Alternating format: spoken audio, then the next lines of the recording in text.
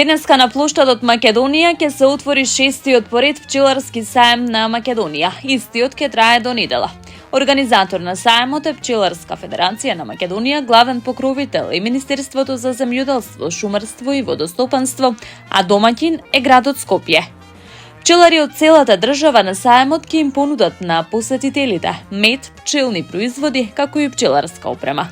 Посетителите на саемот ќе можат да дегустираат природен, вистински мед, за да можат да препознаат лажен, фалсификуван производ. Општина Газибаба е прогласена за најинклузивна општина во Република Македонија. Според градоначалникот на општината Бобан Стевковски, ова признание доаѓа по целосната реализација на проектот Инклузија на деца со посебни образовни потреби, кој општината успешно го реализираше заедно со детската фондација Песталоци и Сдруженијето Отворете ги прозорците. Среќен сум што нашата заложба за обезбедување еднаков пристап до образование за сите деца од општината се спроведува во пракса. Доказ за тоа е ова признание, напиша Стевковски на Facebook. Изминатиот период општината Газибаба реализираше повеќе проекти во оваа насока.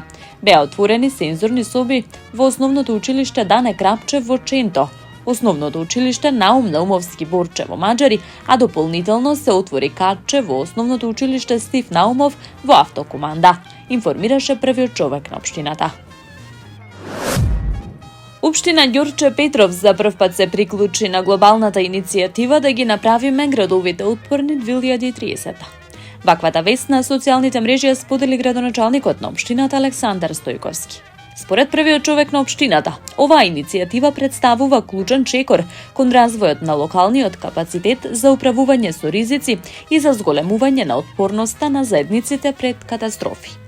Целта преку ваквата иницијатива е да се изградат политики и стратегии кои ќе бидат адаптирани на локалните реалности, но кои истовремено ќе бидат дел од глобалната рамка за намалување на ризикот од катастрофи, напиша Стојковски на Facebook. Општина Центар заврши со изборот на најдобрите трудови кои според градоначалникот Горан Герасимовски представуваат иновативни и практични решенија што ќе придонесат за модернизација на општината.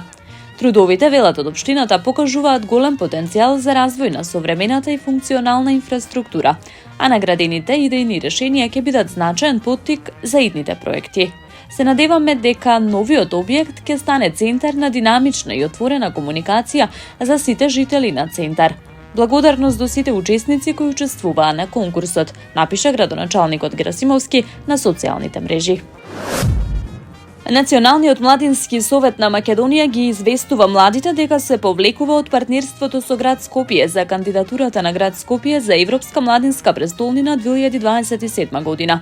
Како што велат оттаму, до одлуката дошле по неколку обиди да стапат во контакт со представниците на градот, кои требало со советот да ја презентираат кандидатурата на градот пред жири комисијата за Европска младинска престолнина. Неуспехот да стапиме во контакт и на самиот почеток да воспоставиме одржливо партнерство само ни покажа дека градот не е суштински посветен на младите и кандидирањето за оваа титула не е мотивирано од вистинската потреба за поставување на младите високо на листата на приоритети. Градот не покажа доволно посветеност за надминување на препреките за формирање на локален младински совет, усвојување на локална стратегија за млади, ниту пак отворање на младински центар, дел од механизмите кои се основа и на самата кандидатура за Европска младинска престолнина 2027, пишува во нивното соопштение. Велат дека и покрај овој резултат тие ќе продолжат да бараат поддршка и да вложуваат напори визијата која ја имаат за Скопје да стане реалност, активно да ги поддржуваат младите и да застапуваат пред институциите за политики кои ги адресираат нивните приоритети и обезбедуваат зголемен младински стандард и квалитет на животот. Општина Кисела Вода ја започна редовната есенска дератизација, дезинсекција и дезинфекција на над 2100 шахти на територијата на целата општина која ги опфаќа сите урбани и месни заедници. Во рамки на ова есенско чистење со дезинфекција ќе се опфатат и сите градинки и основни училишта во Кисела Вода. Од општината додаваат дека оваа редовна акција има за цел да ги уништи штетните глодари, но се врши и како превенција од заразни болести.